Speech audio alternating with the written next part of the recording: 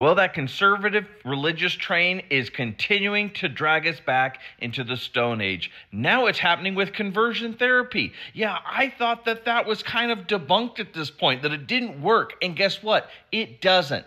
There are some states in this country, I'll let you guess which ones, that still believe and practice it. And there are others like Colorado that have really narrow definitions and outright bans on it. But that is being challenged by a medical counselor because she is stating her freedom of speech is being impacted and restricted because she cannot, as a religious counselor, incorporate religion into her therapy as she would like to, and wants this to be repealed and taken up all the way up. It's being heard by the Supreme Court right now. Conversion therapy is shown to be extremely dangerous, and it increases drastically the rates of suicide and harms young people. This is not a therapy. This is complete and utter garbage. This is where we are as a country, and this is the world that Trump is allowing people to live and operate in, where they want to bring things like overturning gay marriage and bringing back conversion therapy into states where we have already